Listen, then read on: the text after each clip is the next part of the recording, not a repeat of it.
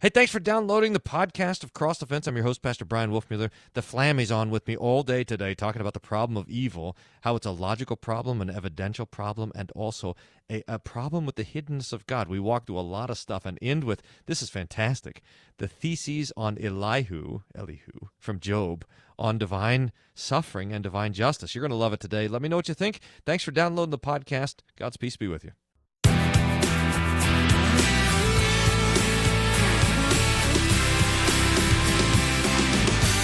All right, welcome to Cross Defense.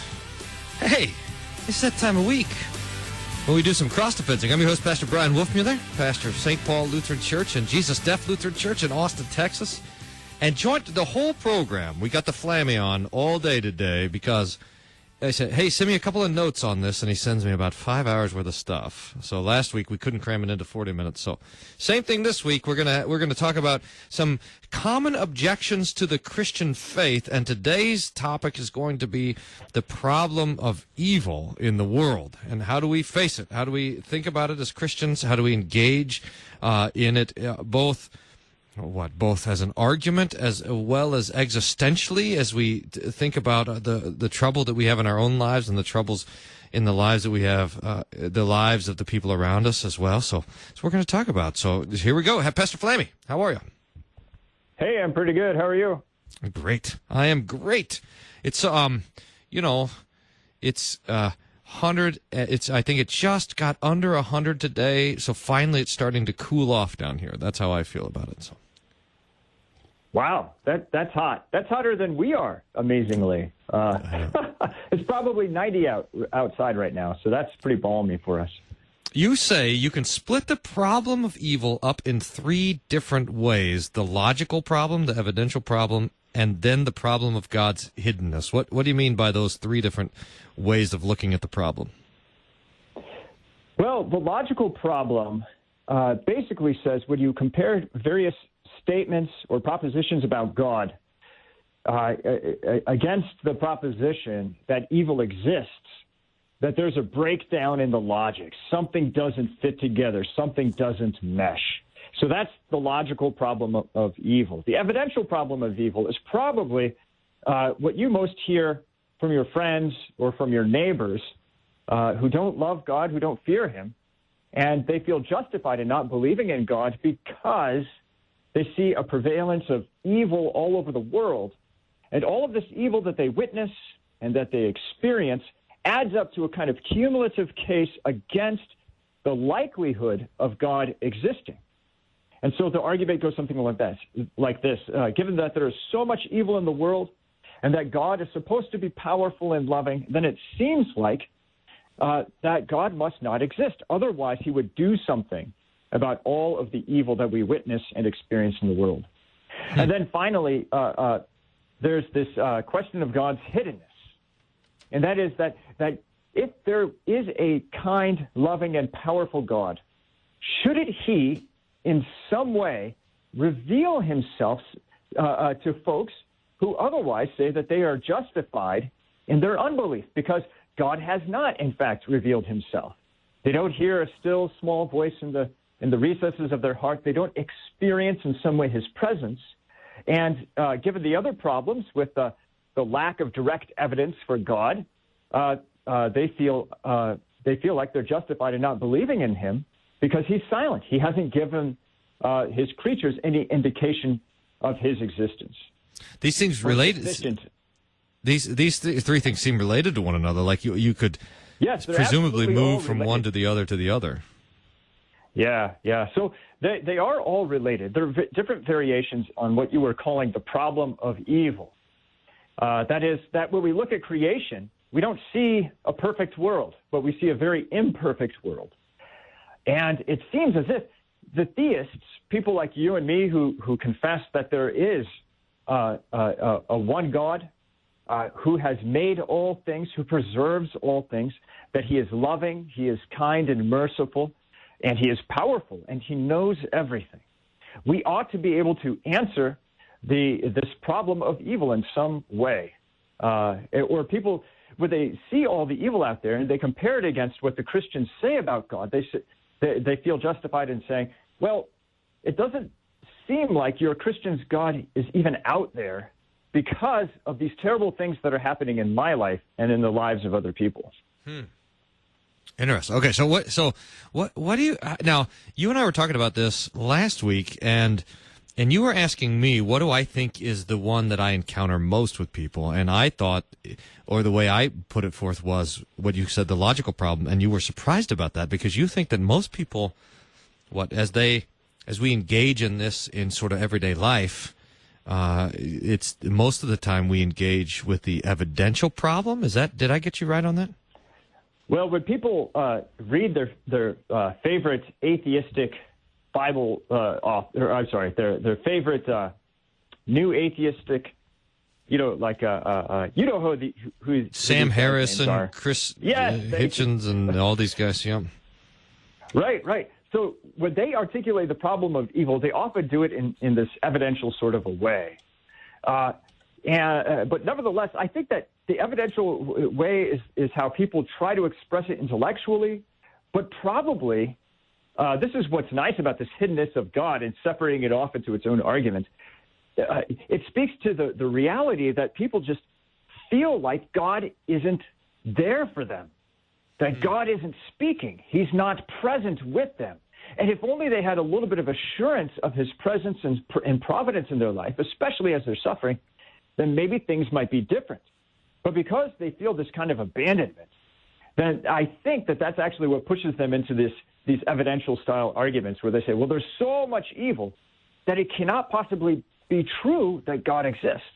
Wow. At least that's what I think. Yeah, so it goes from this it's a matter of, it seems to me, whenever I'm dealing with these atheists, I've been in a couple of these debates where, I went and got my clock cleaned by the various different atheists. You got to laugh at that. But it seems like to me the problem is God does not meet their expectations, and therefore he must not exist. So they have this sort of expectation of, if there was a God, this is how God should act, and because they don't see those particular outcomes, therefore there must not be a God, never mind questioning their own expectations of the God that doesn't exist. Yeah, you just put your finger on one of the key objections to the hiddenness of God argument, and that is, well, by what standard do you think God should reveal himself? Because I think, and I'm sure you think as well, that God, in fact, has answered the question of his hiddenness in a very profound and, in fact, a faith-causing way. But because it doesn't match up to whatever vague or arbitrary standards the opponents have accumulated for themselves, then, in fact, nothing will be able to satisfactorily answer their objection that, well, still, this isn't God enough for me. It's kind of like to go down this thought experiment road just for a moment. It's kind of like this thought. Well, suppose that you say to God, God, I want you to speak to me. Give me something, right? And just like in the cartoon, God hands down the Holy Scriptures from heaven. God speaks to you through his word. We say, well, that's not enough. I need to see a miracle, right? And then you witness a miracle, but then you start positing all these naturalistic explanations for why these things happened at that time. And perhaps not only that, but it was just mere coincidence that everything seemed to line up in exactly the right way. Right? Well, suppose that you see some sort of visible manifestation in front of you. And then you could say something like, well, you know what, I had so long for a visible manifestation of God that now I've just supplied one through my imagination. It was some kind of hallucination. So you could push that back so far that the standard by which God should reveal himself to justify belief in him becomes untenable. I mean, it becomes, I suppose, a goalpost that keeps getting moved back to the point you never get there.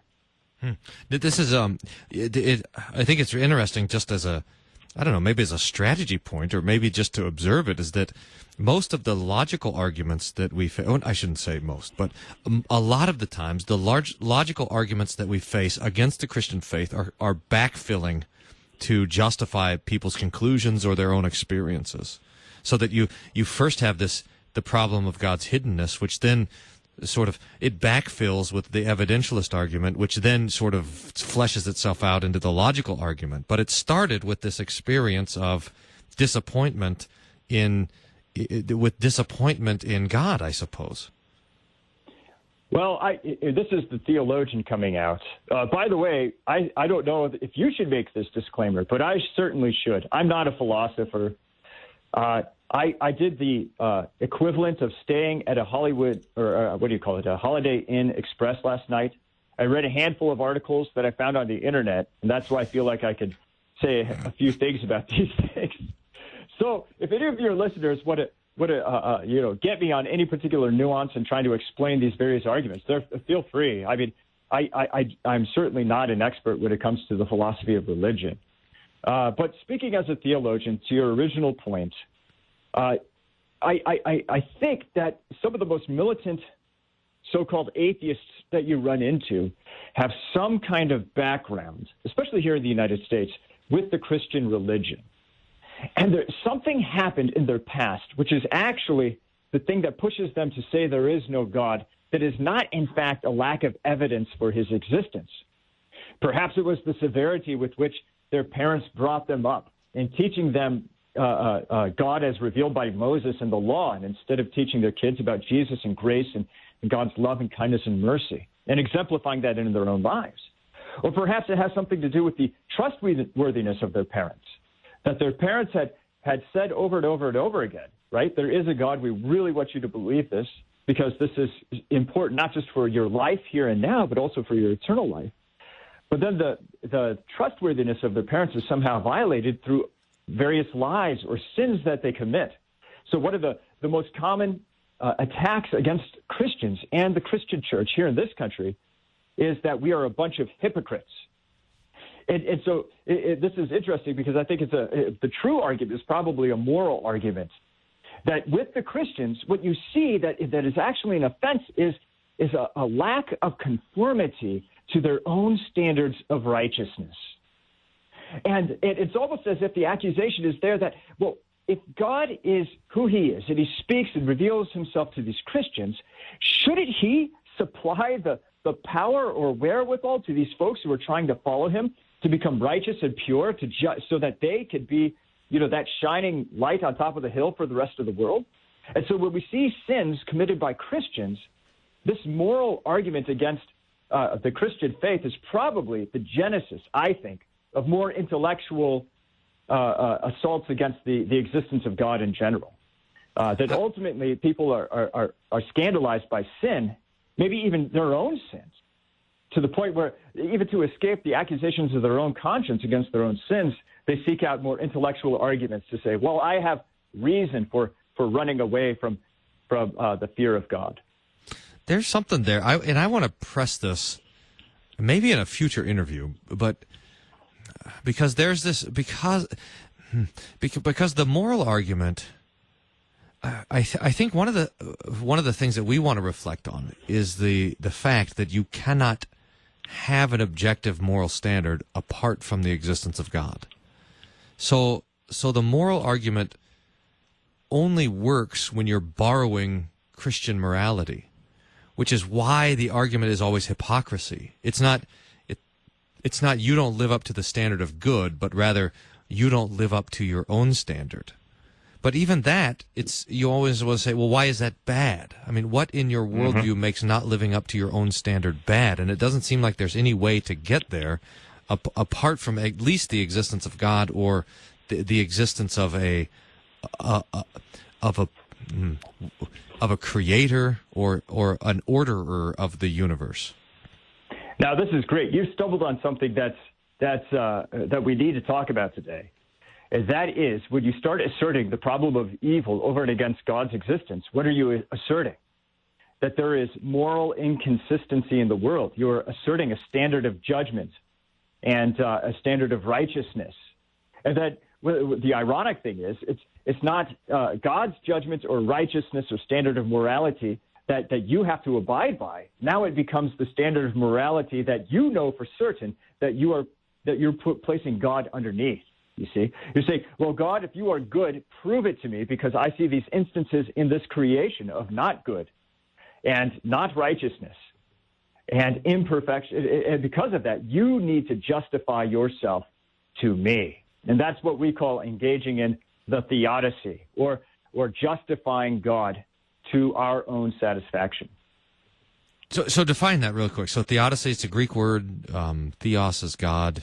Dicey is dicey. What's going on there? And this is really interesting. Where you said that Christians don't engage in theology in this little note, which I think is really. And we got 2 minutes to do it. So you gotta give it to us quick here.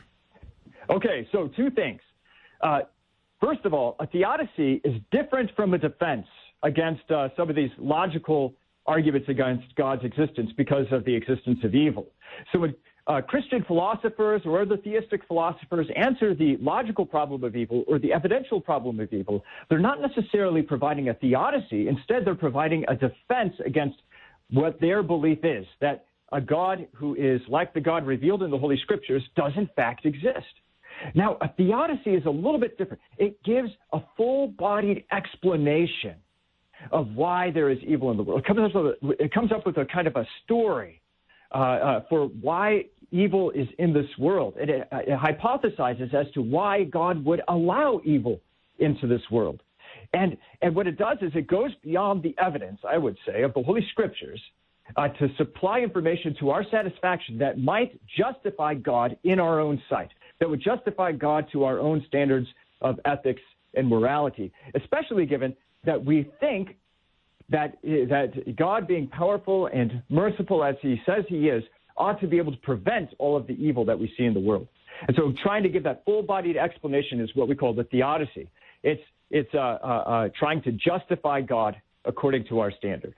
And we want to avoid that because that would undo the hiddenness of God, which is the ability, well, I shouldn't say ability, but that God can be God and decide how he wants to reveal himself to us. This is Pastor Bryan Wolfmueller, and you're listening to Cross Defense. Pastor Brian Flamme is on the line, and we're talking about the problem of evil. We're just getting rolling. We're going to go to break right now, but we'll come back. It's a short break, and we're going to come back, and we're going to explore a little bit more the accusation that there's a moral inconsistency in the world, and on what basis that accusation can be made from the unbeliever, and press into it a little bit, press into some explanations of the problem of evil, and think about the different ways that it comes to us and to our friends as well. So stay tuned. You listen to Cross Defense, and we'll be right back.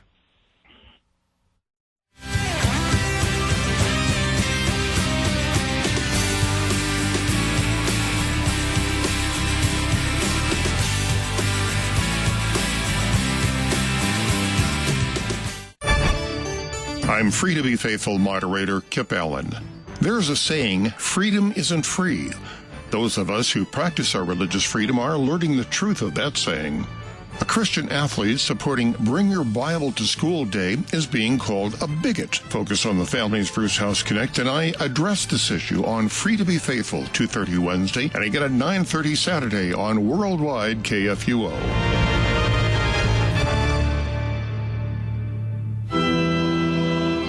This is the day which the Lord has made. Let's rejoice and be glad. For the lonely and homebound, for the grieving and dying, and for all those who are afflicted in body, mind, and spirit, especially for Join us for a live broadcast of chapel at the LCMS International Center weekdays at 10 a.m. on KFUO. Did you know that your individual retirement account may make the best gift to KFUO? The IRS now allows individuals 70 and a half or older to transfer their required minimum distribution directly to charity and avoid paying the associated income tax. These gifts can provide regular, long-term resources to KFUO. If you have questions about making an IRA gift to KFUO, call me, Mary, at 314-996-1518. We'll send a representative out to help answer your questions and help you establish a legacy of giving to your favorite radio station, Worldwide KFUO.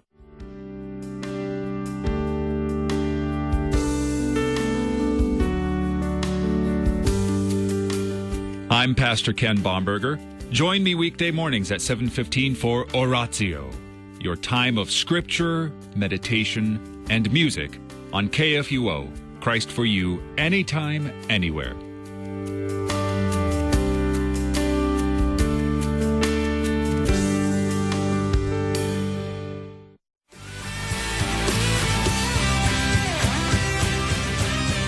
All right, welcome back. Hey, I told you that it was going to be a short break. Welcome back to Cross Defense. I'm your host, Pastor Bryan Wolfmueller, pastor of St. Paul and Jesus Deaf Lutheran Church in Austin, Texas.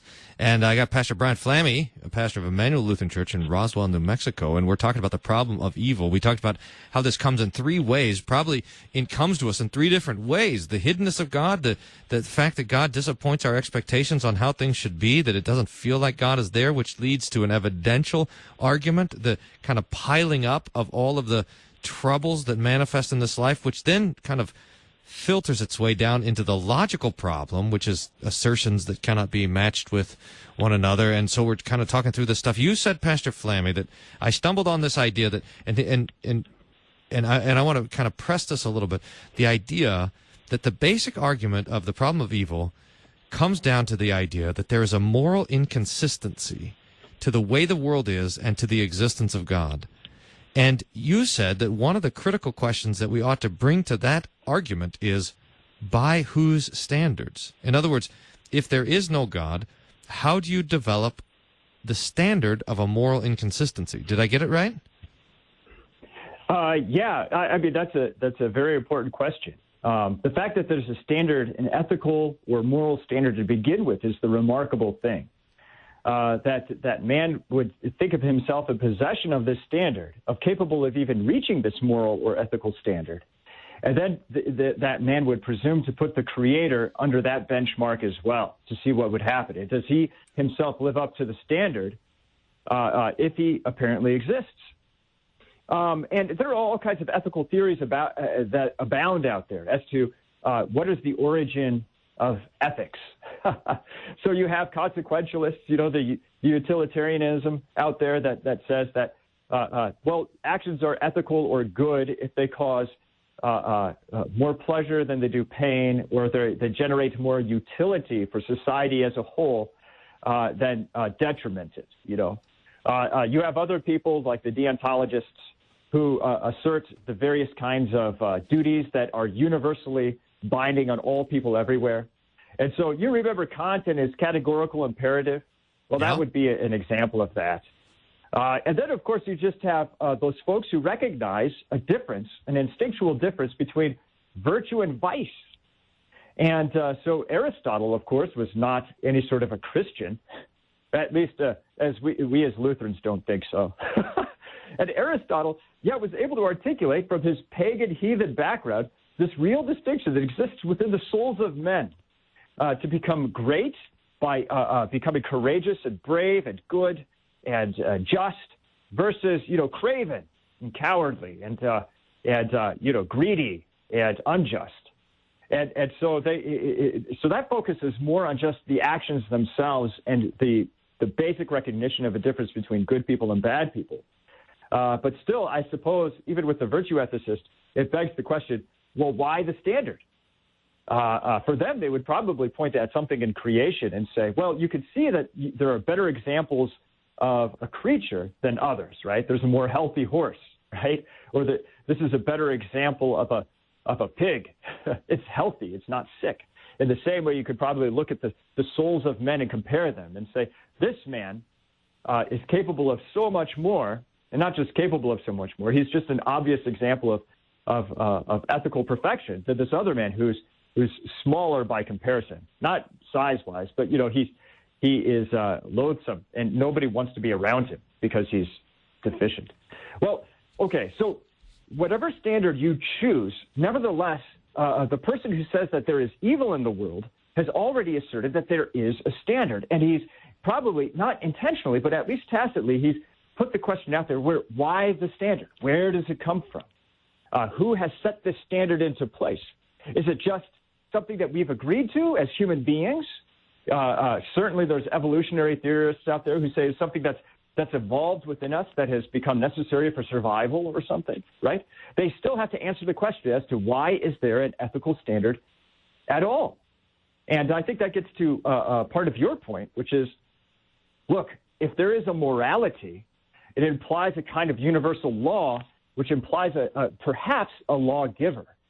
And so by asserting the standard upon God himself, you're at least acknowledging, maybe way back in the background, maybe not even consciously, but in some way you're saying that they're acknowledging that God, in fact, exists. Otherwise, such a standard would not exist, and you'd have to develop that argument all on its own. The fact that you're using logic and morality to argue against the existence of God, in fact, is unproving your point, because both logic and morality cannot exist apart from God, a creator. So the very argument itself is undoing. I mean, when you try to use a syllogism, it's like trying to use a syllogism to argue that there's no such thing as logic. Well, the argument itself is undoing the point. Well, now, okay, now sorry, go ahead. Yep. Yeah, so I think that's right. I mean, what you could show the opponent is that, hey, look, by bringing to bear a standard of right and wrong, you're already asserting those things that could only be possible if there is a God. And that's definitely a way in which you could engage the person who doubts God's existence, by showing them that they live in a world that is such that without the conditions as they are, without their awareness of ethics as they have it, that they could not even assert God doesn't exist, but they couldn't have those standards. They couldn't have this situation to be able to argue about it or even talk about it unless, in fact, there is a God. I don't know. I've never tried to actually use these sorts of presuppositional arguments. I'm always afraid of sounding like a jerk. It's like, well, you're trying to argue, but you're not actually arguing. It's like, if you want to make your opponent mad at the very beginning, this is perhaps a way to slap him in the face to say, you think you're articulating something coherent, but in fact you're not. I don't know. I've not tried it. Perhaps other presuppositionalists have had much greater success than I imagine myself having. But anyway, I don't know. What do you think? Maybe I'll get you set up on one of these atheist debates that always are walloping me, and you can give it a try. Because maybe after the debate goes on for a little bit and the guy shows himself to be kind of sufficiently jerky to you, then you won't feel so bad about bringing out the big guns and laying the boom on the guy. Now you talk about two different theodicies. I'm especially interested in, but you said the Augustinian explanation. This would not be a theodicy, though. This would be the Augustinian explanation would be Augustine's his answer for the problem of evil. Well, right, and this is something important to articulate. We are Christians. I mean, we believe that the Holy Scriptures are true, and that the Holy Scriptures give us the true history of what had happened in the world that allowed evil to exist here. And so what St. Augustine does is he doesn't do anything new. Instead, he examines the Holy Scriptures, and through various studies of the biblical word itself, he says this is the explanation as to why there is evil in the world. And he's engaging with a pagan audience, especially in his book, The City of God. He's engaging with a pagan audience that's very angry with the Christians and that are blaming the Christians for bringing all this barbaric evil upon them, the invasion of Rome by the Vandals and all the rest of this stuff. Well, St. Augustine is saying, look, Christians aren't your problem. Sin is your problem. And let me tell you where sin comes from. And so he expands upon the writings of the Holy Scriptures, of the prophets and the evangelists, especially on the first chapters of Genesis. So modern philosophers will call this the Augustinian explanation. But really, we as Christians would say it's not Augustine's at all, but rather Augustine is faithfully preaching the Holy Scriptures to a pagan, unbelieving audience, explaining why bad things happen in the world. So, for instance, I got an Augustine quote ready to go. Oh, right. Like this. Wow. So St. Augustine says, in The City of God, I think it's book 13, chapter 15.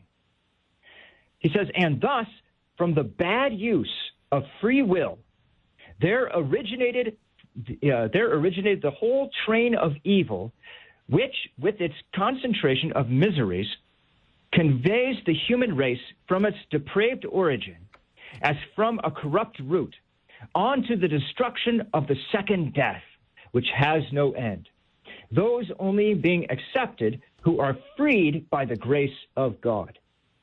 And so St. Augustine lays evil not at God's feet, but he lays it at man's feet, and especially at Adam's foot. And he says, look, Adam sinned. And when he sinned, he damned and condemned the entirety of his race, all of his descendants who would follow after him, because of his free act of not hearing God and believing him, but of turning his will towards things that are not of God, such as the promise from Satan. You can become like God if you disobey God and eat of the fruit of the tree. As soon as Adam's will was turned away from what God wills and has revealed through his word, then the sin is committed. And then the consequences of that sin extend throughout all of time and history. And that is the origin of evil. Now, this is nothing other than just asserting what the Bible says. And so to call it Augustinian, I suppose, is to call it biblical. Now, there are all kinds of before I move on to other things that we could say about this, is there anything you want to put in here? Well, yeah, a couple of things I want to kind of pick up, because this is, I think, the standard apologetic response to this. Why is there evil in the world? And the answer is free will. I think people put it too far. They'll say God had to create us free in order for us to love, or something like that. That they'll talk about the necessity of the free will. I'm not sure that is helpful. But it is good to say, it just goes back, God did create us, at least at the beginning, free, where we had a choice to obey his voice or to disobey his voice. He gave that freedom to Adam and to Eve, apparently, and he wanted to do that, and he did, and from that came evil. Yeah, we should be very clear here. When we say that, when St. Augustine says free will, he's not talking about the infinite capacities of the American free will, that whatever it chooses, it can obtain for itself. That's kind of an idolatrous view of free will. And that's even an idolatrous view of free will when people in Christianity think that they are saved if and only if they make that free will choice for God, and in that way self-elect themselves into God's grace. St. Augustine means something else. When he talks about evil, what he's talking about is turning away from that thing that is good and part of creation towards that thing that is not creation, that is not good, that is not of God, that in fact leads to oblivion and death and destruction and hell. And so what the right way to talk about this is that Adam, in the beginning, with his wife Eve, of course, that they exercised their freedom as human beings in loving God as God desired, in hearing his word and rejoicing in his word, of rejoicing of the gifts of creation. They exercised their freedom in all of these things. Now, the devil comes and he speaks a word that is not of God and not from God. And little does Adam and Eve know, because the devil is lying, this is a word of bondage. It's a word of bondage. Yet Satan takes this lie and makes it look beautiful by saying, you see all these beautiful things in creation that God has given you. Well, what if I could give you an even greater good, that you could be greater than who you are as a creature and become like God himself? And so, because Adam and Eve understood what the devil was promising, and they thought it was desirable to become like God, they ate of the fruit, disobeyed God, and in that moment, their freedom ends, and they become bound in sin. And not only do they become bound in sin, but all of creation, the whole earth is cursed because of the sin, and all of their descendants after them are caught in the sin. That's where freedom ends. So God creates, and his creation is free, and it's free to enjoy the gifts that he has given. But nevertheless, I think that every Christian theologian, whether you are Lutheran, Calvinistic, Roman Catholic, they all agree that Adam and Eve were mutable, or that their wills had the capacity for change. Now, what you were talking about before was Alvin Plantinga's free will defense to the logical problem of evil. Oh, wow. And so what of course, yes, right? That's what I was referencing. Yes, of course. Yes. All right. So Alvin Plantinga has this pretty robust defense against the logical problem by saying that God had to make us with free will, because we cannot imagine a better world without it. If God is going to make the best world, he has to make it with creatures that are capable of moral choice, of choosing between good and evil, and so on and so forth. I don't exactly like Alvin Plantinga's answer either, because in there it tastes Arminian. It tastes wrong. I think. My theological instincts tell me to back off, take it easy. We're not sure we want to go down this road, especially since we know now that after Adam and Eve fell into sin, that the whole of creation and the whole human race does not enjoy the same freedom that our first parents had to enjoy God and to bask in his presence. Instead, we are bound by our sin and our flesh to only do what is evil in God's sight. That is, until God calls us to be his own by his grace and by his word through baptism. I want to take a break now and then come back and look at the logical problem of evil with you, Pastor Flamme. You're listening to Cross Defense. I'm Pastor Bryan Wolfmueller. That's Pastor Brian Flamme from Emmanuel Lutheran Church in Roswell, New Mexico, talking today about the problem of evil. We'll be right back. Stay tuned.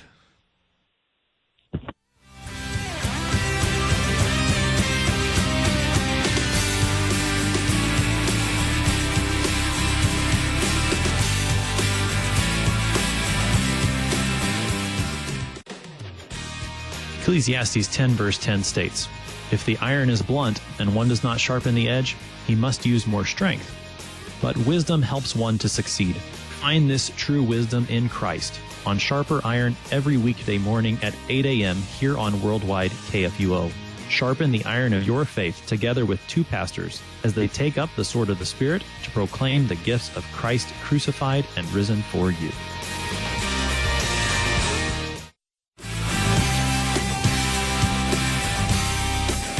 Boom! All right, welcome back to Cross Defense. I'm Pastor Bryan Wolfmueller. Pastor Brian Flamme is with me, and we're talking about the problem of evil. Okay, Pastor Flamme, you set up the logical problem of evil a little bit different than I do. You have four assertions: God is omnipotent, God is omniscient, God is omnibenevolent, and evil exists. So God is all powerful, all knowing, all good, and he exists. I think, could you take out the omniscient? Because I've always just said that you got three things: God is all powerful and all good, and yet there's evil.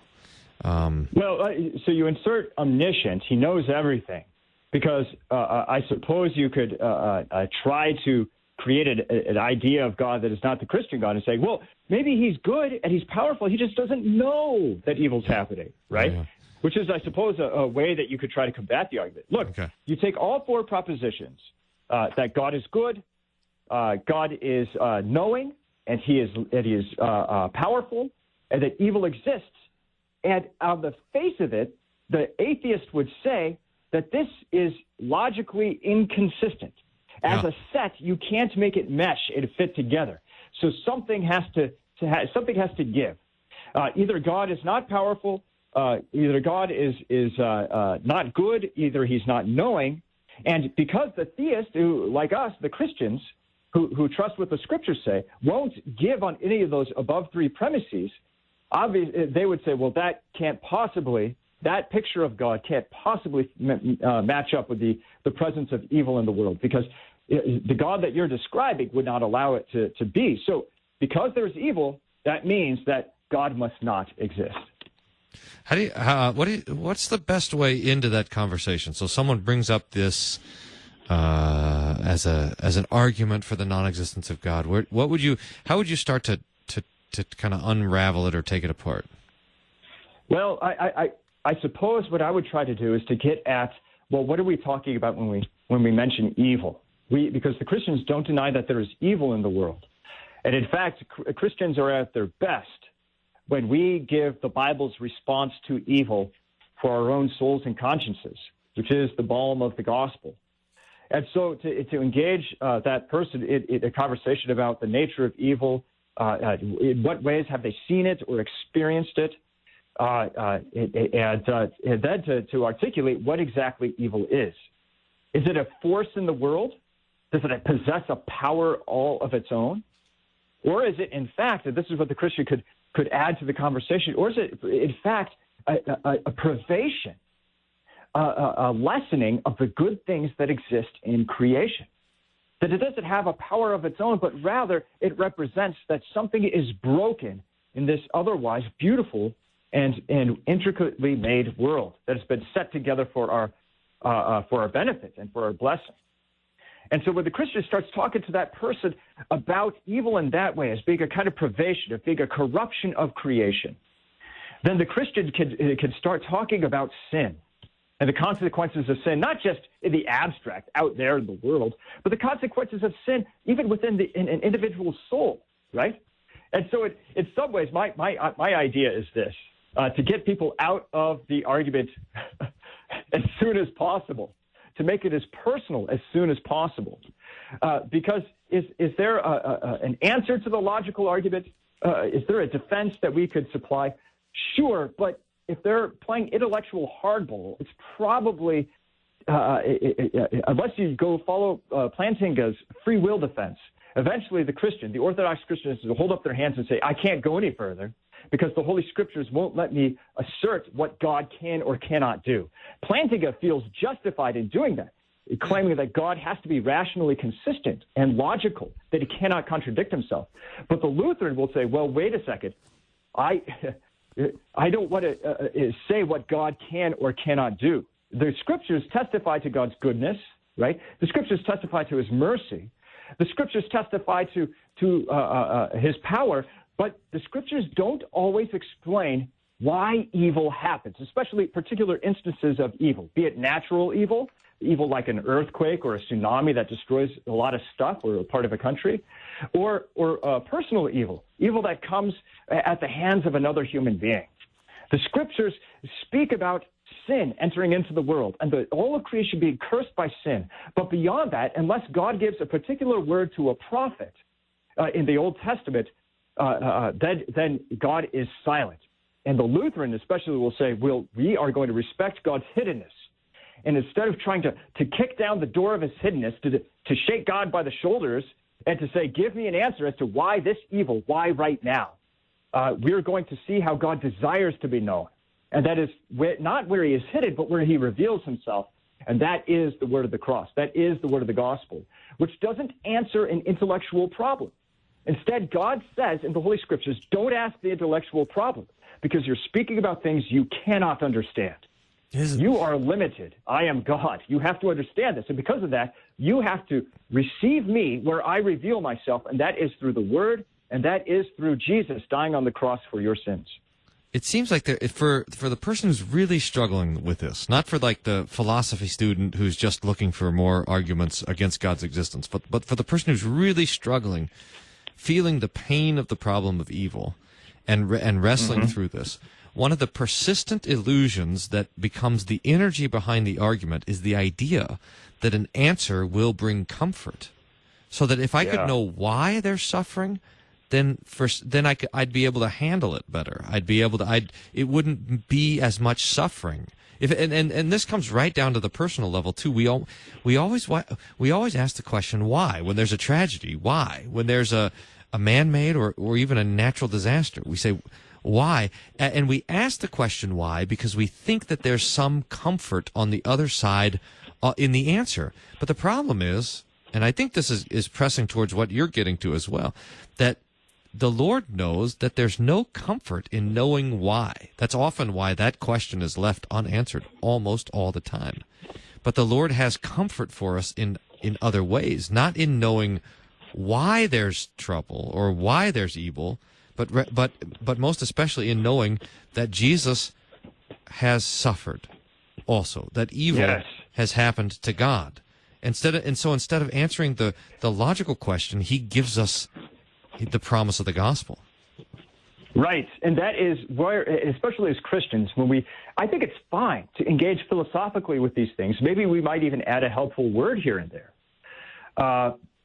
But especially as Lutherans, we have to acknowledge our intellectual limitations. And we have to take to heart what happens when Job tries to stand in judgment over God, demanding of God, why does it happen to me? I'm a righteous man, right? So presumably he doesn't know the conversation as it went down in heaven between God and the devil. And then I suppose your point is well taken. What if he did know? Would that give him any comfort? But instead, Job finds his ultimate comfort in what he sees at the end of the book, right? So he hears the word of God, he hears the preaching, and then he sees God, and then finally that answers all the objections. I don't know. We could probably do a whole show on the book of Job which would be kind of a nice follow-up maybe to this conversation. I think it would be. You decide what to do next. I'm interested in this because you sent me an email that I haven't had a chance to look at, but it's Elihu's 7 Theses on Divine Justice. And so we got 10 minutes. I think we can do this. This will be really. Let's take a run at this and see how far we get at it. Because Elihu, we'll want to remember, is the 4th friend of Job. So the 3 friends come at first, and they're just miserable. But then Elihu's kind of hanging around. He doesn't say anything. And then Job finally he steps over the line, and he asserts his own righteousness. And then Elihu steps in and says, "Wait a minute, Job." And then the Lord follows up on Elihu. And when the Lord, when he gives kind of his evaluation of the arguments, the 3 friends are in trouble, but Elihu is proven to be wise. But I've never seen this. Did you make up this list? Yes. Oh man. Okay. So let's get to it. So Elihu's 7 Theses on Divine Justice. This is going to be some gold here. So let's have it. All right. So Job tries to assert his own righteousness over and against God, saying it is unjust what had happened to me, that God has committed some kind of act of injustice. This is kind of the conclusion that he came to. Now, Elihu speaks words of judgment and rebuke against, as you said, Job's 3 friends, and against Job himself. And he asserts 7 key things about God that he knows about God to silence Job in speaking presumptuously, in setting himself as the judge over God. The first thing that he says is that God is not the cause of evil. You can find that in chapter 34, verse 10 of Job. It says this, "Far be it from God that he should do wickedness, and from the Almighty that he should do wrong." All right, so the first answer to theodicy that Job has tried to engage in is that you are wrong in even asking the question, because we know that God is not the cause of evil. He does not perpetrate and commit wickedness. Now, he lets that stand as an assertion. All these together stand as assertions that come together to give us the Christian picture of God. The second thing that Elihu asserts is that God deals not capriciously, but justly with men and all creation. That's in chapter 34, verse 11. And so it says, "For according to the work of a man, he will repay him, and according to his ways, he will make it befall him." Elihu asserts that God does not give capriciously according to people's, like he won't pay good with evil, and nor will he pay evil with good. But in fact, God is dealing justly with creation. And if anything, this should make Job afraid, and it should make us afraid. Because if such destruction and wrath are being poured on creation, what does that mean? That creation, and perhaps even man himself, is in the wrong. And it's not God who's the sinner, but man. The third assertion is, if God punished according to justice, all life would be ended. And I get that from the 14th and the 15th verses there, that all flesh would be destroyed if God entered into judgment with it. We see that same thought being expressed often by the Psalms. And there's an implied conclusion, I think, that you could draw from the first 3 theses, and that's this, that all flesh has not been destroyed is in fact a testament not of God's capriciousness or his sin or his evil, but rather of his mercy. And the fourth assertion is this: God knows all of men's actions and pleads for mercy.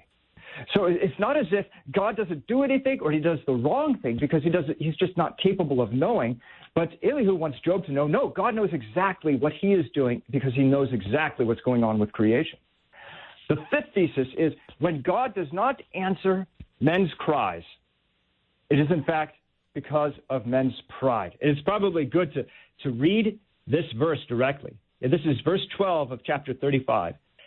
There they cry out, but he does not answer because of the pride of evil men.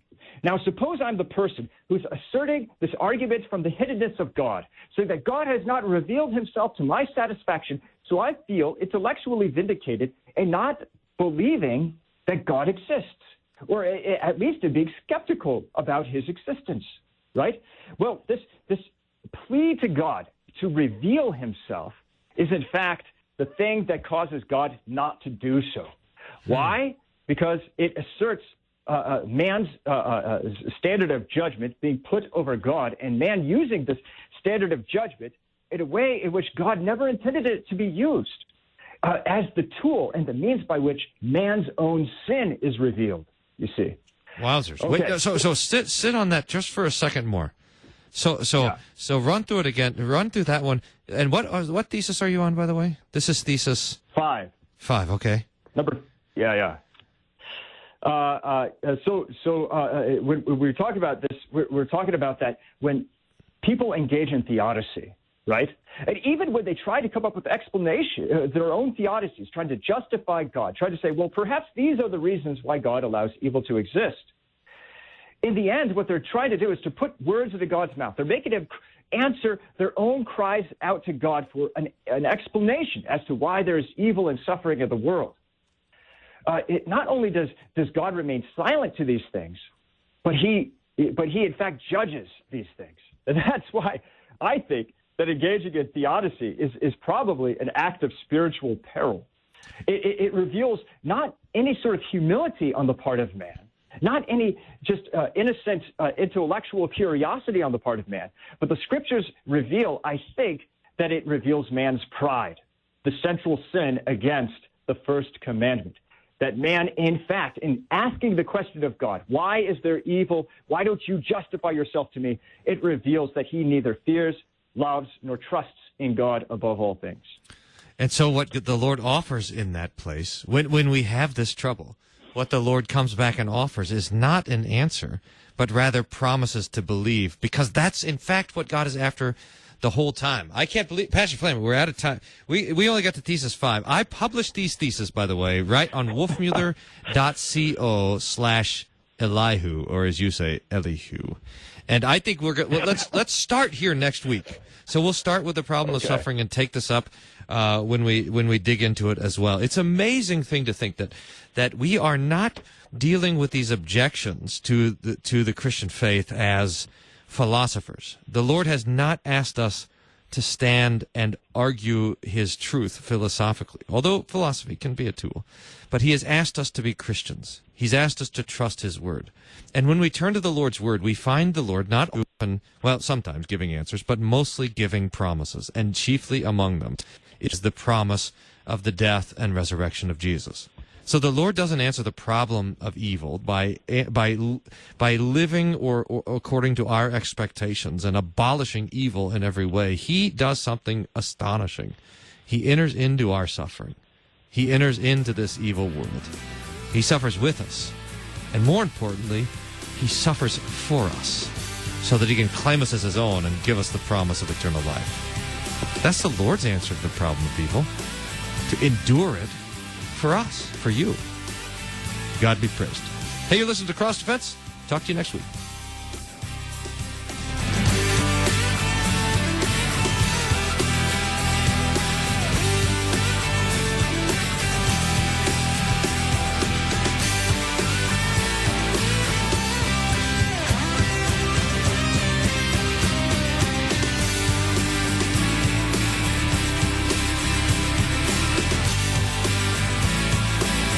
Cross Defense is a production of KFUO Radio. Find past episodes and support Cross Defense at kfuo.org. Thanks again for downloading Cross Defense. I hope you enjoyed your time with me and Pastor Flamme today. If there's someone who would benefit from listening to the show, I hope you'll share it with them and give feedback on whatever you listen to your podcasts on. When you rate the show and when you comment on it, it helps other people find out what's going on over here on Cross Defense. So thanks again for downloading, for listening, for engaging in the show. I posted up a blog, wolfmueller.co/Elihu, Elihu, which has these 7 theses written there. You can go and explore more theology there at the website, wolfmueller.co/Elihu, to get the 7 theses. Thanks again for listening. Talk to you next week.